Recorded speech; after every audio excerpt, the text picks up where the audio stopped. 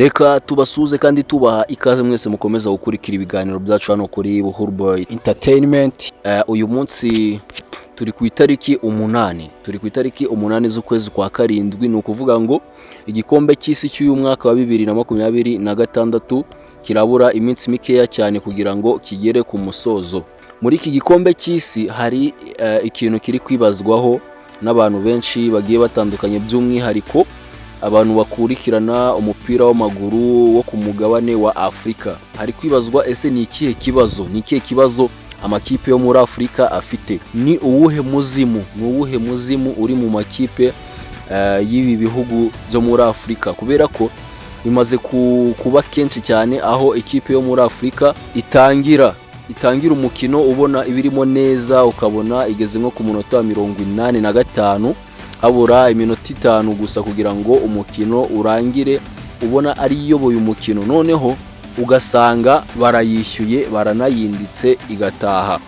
Ibi ngibi byabaye kuri ekipe ya Senegal, ikipe yababaje abafana bayo, cyane cyane abakunzi b'umupira w'amaguru bari hano ku mugabane wa Afrika, ndetse n'abakunzi b'iyi ekipe baherereye ku migabane y'isi igiye itandukanye, dore ko iyi kipe yari imaze kwiyegereza cyangwa se kwiyegurira abafana bo ku migabane igiye itandukanye bitewe n'umupira mwiza bakinye muri Kani, mu irushanwa rya Afrika, ubwo batwaraga ekipe ya Maroc igikombe. Iyi kipe yaje kwegukana, yaje kwiyegurira abafana, ni ukuvuga ngo abo bafana yaje kwiyegurira yarabababaje ejo bundi ubwo iyi kipe yakurwagamo n'Ububirigi. Ibitangaza byabaye kuri uyu mukino, iyi kipe yageze ku munota wa 85 na 67, hafi aho ngaho iyi kipe yari ifite ibitego 2 ku busa bw'Ububirigi. Aha ngaha twari tumaze kwizera ko iyi kipe igiye kwegukana amanota 3, bigatuma yerekeza muri 1/8 nk'uko nyine twabibonaga.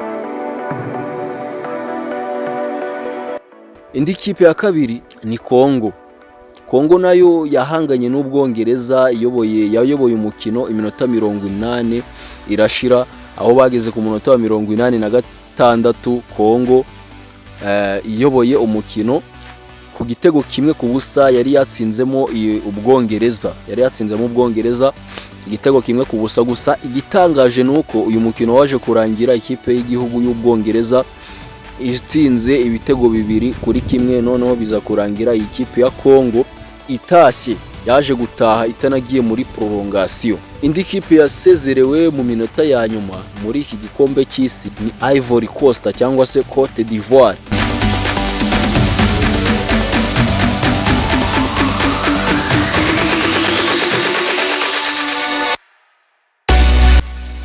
Iyi kipe yatsinzwe na Norvège ibitego 2-1. Iyi kipe nayo yageze ku munota wa 85 iyoboye igitego 1 ku busa. Igitangaje abantu nuko iyi kipe yaje gusezererwa mu minota ya nyuma y'inyongera, nibwo iyi kipe yaje gutsindwa ibitego. Indi kipe yaje guseba ni Misiri cyangwa se Egypt kwa Farao. Iyi kipe nayo ku munsi w'ejo hashize ubwo yakinaga n'ikipe ya Argentine, iyi kipe nayo yageze ku munota wa 85 iyoboye umukino. Gusa haje kuba ibitangaza aho ikipe ya Argentine yaje kuba iyisezerera ku bitego 3-2. Ibi ni ibitego byaje mu minota ya nyuma, mu minota y'inyongera, kubera ko n'ubundi byagaragaraga neza ko iyi kipe ya Misiri, iyi kipe ya Egypt byari bigaragarira buri umwe wese ko iyi kipe nayo iri buze kwerekeza muri kimwe cya kane, ariko byaje kurangira ikipe y'igihugu ya Argentine ije kwegukana intsinzi.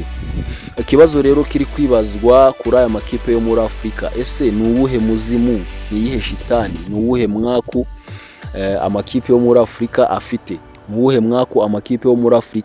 Kubera ko hari kwibazwa ni gute ikipe iyobora umukino, ugasanga ikipe iyoboye umukino kuva ku munota wa mbere kugera ku munota wa 85 hafi na 7, noneho ugasanga ikipe niba yatsinze igitego 1 barayishyuye baranayinditse, noneho ugasanga nta n'ubwo ibonye n'amahirwe yo kujya muri prolongation. Amakipe y'Iburayi yaba afite irindi banga amakipe yo muri Afurika atazi, kubera ko usigaye ubona ikipe iyoboye umukino.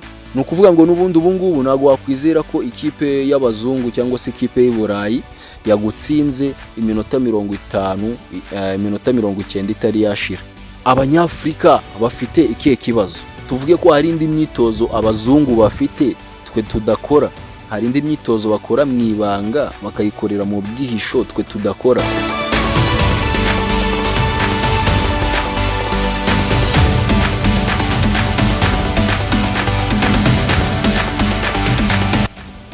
Kubera ko usigaye usanga ikipe nyinshi zo muri Afurika ziraruha, zigera ku munota wa 70 zarushye, zigera ku munota wa 70 zarushye. Noneho kuri iyo minota ya nyuma ugasanga nibwo amakipe y'abazungu atangiye kutwataka. Iki kibazo ni ikibazo kiri kwibazwaho n'abakunzi b'umupira w'amaguru hano muri Afurika benshi cyane bagiye batandukanye, kubera ko ikipe zo muri Afurika zirakina zikina umukino mwiza, umukino uryoshye, pase nziza, zikataka, zigashota, zigatsinda, zikagira gute, ariko ikintu kijyanye no kubona intsinzi ku Banyafurika ni inzozi. Ku Banyafurika ikintu kijyanye no kubona intsinzi ni inzozi. N'Abarabu twari twizeye nabo ku munsi w'ejo mwabonye ibyo Lionel Messi na bagenzi be baraye babakoreye. Ni ukuvuga ngo amakipe yo muri Afurika wasanga hari irindi banga atazi.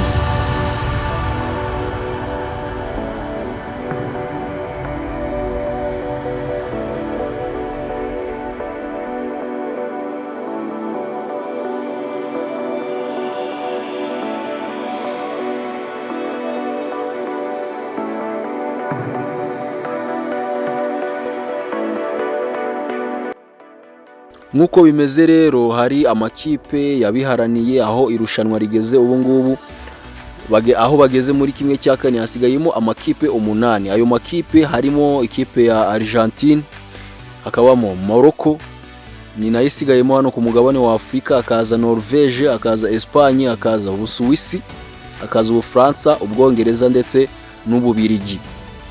Uko biteganya guhura kugira ngo byerekeze muri kimwe cya kabiri, hasigaye no kuvuga ngo ikipe y'igihugu ya Argentine izahura n'Ubusuwisi, Morocco cyangwa se Maroc ihure n'Ubufaransa, Norvège cyangwa se Norway yaba Erling Haaland, aba Viking nabo bazahura n'Ubwongereza, Espagne nabo bazahure n'Ububirigi.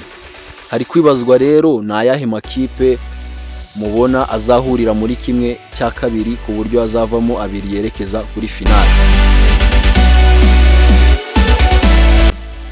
Hano tugiye kuraguza umutwe hagati y'ikipe ya Argentine n'Ubusuwisi. Ahangaha nahamya neza 100% ko Argentine izajya muri kimwe cya kabiri. Hagati ya Maroc n'Ubufaransa, ahangaha ndahamya neza ko ikipe ya Maroc zasezererwa n'Ubufaransa. Hagati ya Norvège n'Ubwongereza, ahangaha Ubwongereza bazabusezerera cyangwa se bwo busezerere Norvège, ahangaha hari double chance. Hagati ya Espagne n'Ububirigi, ahangaha Espagne izakomeza. Ni ukuvuga ngo hazaba hasigayemo Argentine, Ubufaransa, Ubwongereza na Espagne zikubitane turebe izajya finali.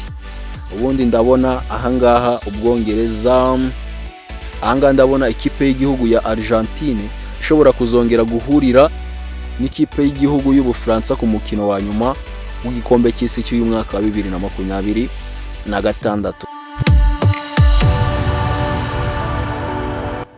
So reka tube dusoreje ahangaha, gusa harimo kwibazwa ikibazo amakipe yo muri Afurika afite. Reka dutegereze turebe niba iyi kipe ya Maroc isigaye iduhagarariye niba nayo itazadukorera nk'ibyo andi makipe yadukoreye, cyangwa se niba batazayikorera nk'ibyo andi makipe bayakoreye. Wibuke gukanda subscribe cyangwa se s'abone hano kuri Buhuru Boy Entertainment kugira ngo buri munsi tujye tubana mu biganiro byacu by'ubwenge bigiye bitandukanye. Ndabakunda cyane, nge mwabanye muri iki kiganiro. Nitwa Buhuru Boy cyangwa se Olivier Harimana. Reka twongere duhure mu kiganiro cyacu cy'ubutaha.